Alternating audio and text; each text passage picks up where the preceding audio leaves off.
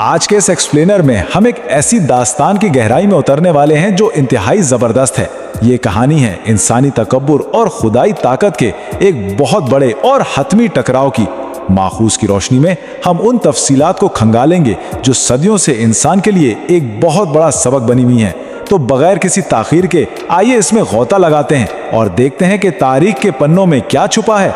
ذرا یہ تصور کیا جائے، ایک ایسا جابر بادشاہ جس کے نام سے ہی پوری سلطنت کانپ اٹھتی تھی، وہ آج کے جدید دور میں ایک عجائب گھر کے شیشے کے ڈبے میں بے جان کیوں پڑا ہے؟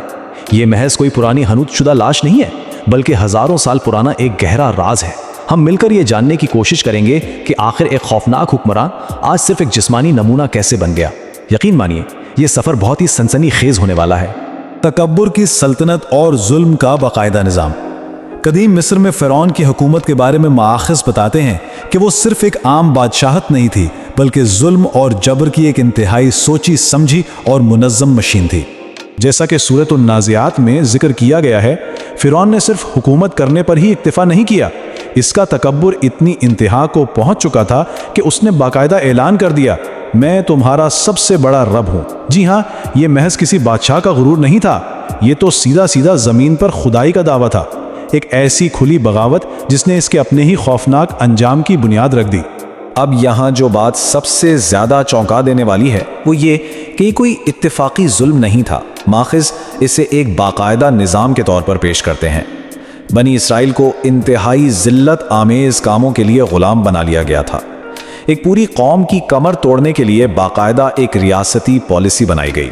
نوزائیدہ لڑکوں کو بے دردی سے قتل کر دیا جاتا اور بچیوں کو غلامی کے لیے زندہ چھوڑ دیا جاتا۔ یہ واقعی ظلم کی ایک لرزہ خیز اور صفاقانہ منصوبہ بندی تھی۔ پیغمبر کا سب سے بڑا چیلنج اور محل میں واپسی۔ یہ داستان کا وہ موڑ ہے جہاں سے سب کچھ بدلنا شروع ہوتا ہے۔ ایک ایسا چیلنج جو سیدھا اسی محل میں جا کر دیا گیا جہاں ظلم کی داغ بیل ڈالی گئی تھی۔ یہ منظر کسی سنسنی خیز فلم کے کلائمیکس سے کم نہیں۔ ماخذ بتاتے ہیں کہ فرعون نے اپنے دور کے بہترین جادوگروں کو میدان میں اتارا، انہوں نے اپنی رسیاں اور لاٹھیاں پھینکی اور ایک ایسا زبردست وہم پیدا کیا کہ دیکھنے والوں پر سحر طاری ہو گیا۔ لیکن جب حضرت موسیٰ علیہ السلام نے اپنی لاٹھی زمین پر ڈالی تو وہ ایک حقیقی اژدہا بن گئی اور اس نے جادوگروں کے ان تمام جھوٹے سانپوں کو پل بھر میں نگل لیا۔ مذہبی نصوص اسے خدائی طاقت کے سامنے کالے جادو کی حتمی اور مکمل شکست قرار دیتی ہیں۔ اور پھر جو ہوا وہ تاریخ کا ایک بہت بڑا روحانی انقلاب تھا۔ وہی جادوگر جو چند لمحوں پہلے تک فرعون کے غرور اور طاقت کا حصہ تھے، وہ سب کے سب فوراً سجدے میں گر پڑے۔ انہوں نے کھلے عام پکار کر کہا، ہم رب العالمین پر ایمان لائے۔ یہ فرعون کے لیے اپنے ہی دربار میں اپنے ہی لوگوں کے سامنے ایک کھلی اور انتہائی ذلت آویز شکست تھی۔ تباہی کی 5 انتباہات اور بڑھتے ہوئے عذاب۔ ہم جانتے ہیں کہ غرور اتنی آسانی سے سر نہیں جھکاتا اور فرعون کے معاملے میں بھی بالکل ایسا ہی ہوا۔ یہ دیکھنا بہت دلچسپ ہے کہ یہ عذاب کس قدر ترتیب کے ساتھ آئے۔ جب فرعون نے اتنی واضح نشانیاں دیکھنے کے باوجود اپنی سرکشی نہیں چھوڑی تو عذابوں کا ایک سلسلہ شروع ہوا۔ سب سے پہلے ایک ہولناک طوفان آیا جس نے ان کی ساری فصلیں تباہ کر دیں۔ پھر ٹڈیوں نے حملہ کیا اور جو کچھ بچا تھا وہ بھی چٹ کر گئی۔ اس کے بعد جوؤں اور کیڑوں نے ان کے اناج کے ذخیرے اور راتوں کی نیندیں اڑا دی۔ پھر مینڈک اس کثرت سے آئے کہ محلوں، کھانوں اور بستروں تک میں گھس گئے، اور آخر میں تو حد ہی ہو گئی۔ ہر طرف موجود پانی، یہاں تک کہ پینے کا پانی بھی، خون میں بدل گیا۔ ان مسلسل اور بڑھتی ہوئی آفات نے ایک عظیم سلطنت کو گھٹنوں کے بل لا کھڑا کیا۔ اب ایسے حالات میں کوئی بھی عام انسان ہار مان لیتا، لیکن فرعون کا رویہ کیسا تھا؟ ماخذ واضح کرتے ہیں کہ ہر بار جب عذاب آتا، فرعون گڑ گڑا کر اسے ہٹانے کی بھیک مانگتا۔ وہ وعدے کرتا کہ وہ بنی اسرائیل کو آزاد کر دے گا، مگر جیسے ہی وہ مصیبت ٹلتی وہ اپنے وعدے سے مکر جاتا اور دوبارہ اپنی اسی سرکشی پر اتر آتا۔ یہ ایک جابر حکمران کے ٹوٹے ہوئے وعدوں کی بدترین مثال تھی۔ سمندر پر معجزہ اور آخری ٹکراؤ، اور بالآخر وہ وقت آ ہی گیا جسے نجات اور انجام کا وقت طے کیا گیا تھا۔ ذرا اس منظر کی ہولناکی کو محسوس کیا جائے۔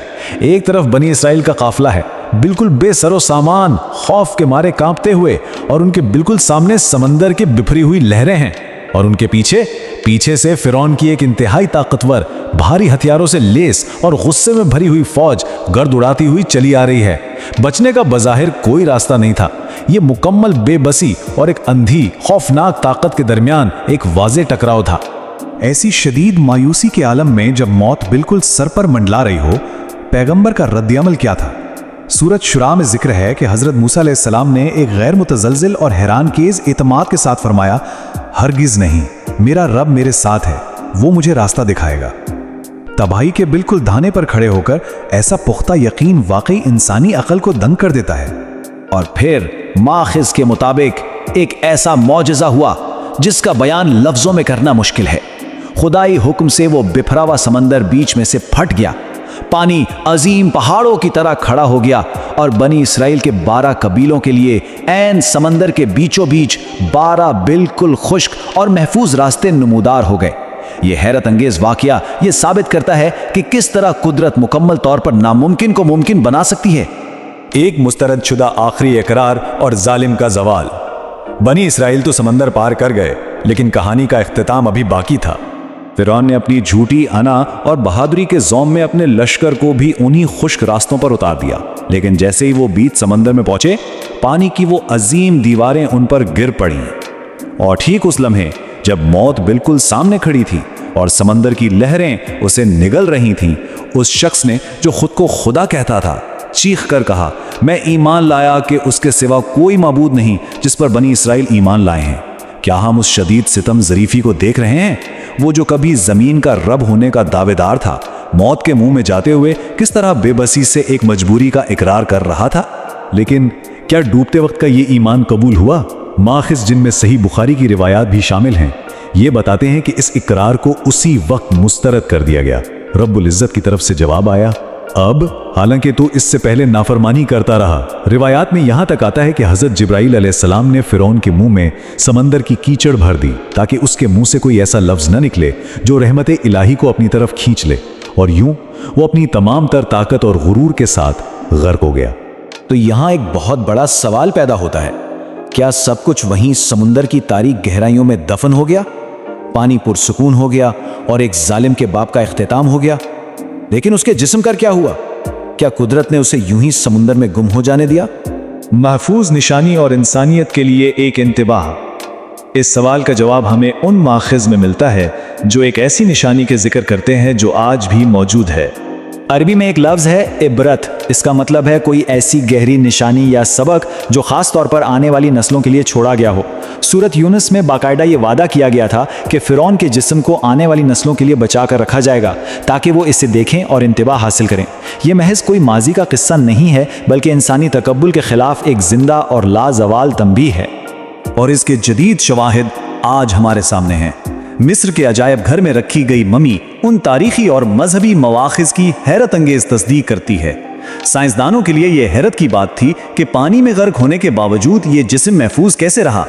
तहकीक से पता चला कि इसके सीने पर समुद्री नमक के ज़र्रात आज भी मौजूद हैं, और जदीद मेडिकल साइंस भी इस बात की तस्दीक करती है कि इसकी मौत की हतमी वजह डूबना ही थी। ये सारे मादी हकायक इस कदीम दास्तान के ऐन मुताबिक हैं। आज ये महफूज लाश एक खामोश गवाह बनी हुई है। ये जिस्म बगैर एक भी लफ्ज़ कहे सारी दुनिया के सामने इस बात की गवाही दे रहा है कि इंसान के पास चाहे जितनी भी दौलत हो, कितने ही बेपनाह वसाइल हों या कितनी ही ज़बरदस्त फौजी ताकत क्यों ना हो, खुदाई इरादे के सामने ये सब तिनके की तरह बेबस हैं। तकब्बुर जब हद से गुजरता है तो उसका अंजाम बहुत इबरतनाक होता है। इस एक्सप्लेनर को समेटते हुए एक बहुत ही गहरा सवाल जहन में आता है। अगर तारीख का वो सबसे ताकतवर बादशाह जिसका गुरूर आसमान को छूता था, आज महज एक शीशे के केस में नमक से ढकी हुई बेजान लाश के तौर पर पड़ा है, तो आज के दौर में इंसानी ताकत और तकब्बुर की क्या औकात है? ये एक ऐसा सवाल है जो हर दौर के इंसान को उसकी हुदूद याद दिलाता रहेगा। हमारे साथ इस सफर में शामिल रहने का बहुत शुक्रिया। मिलते हैं अगली दफा।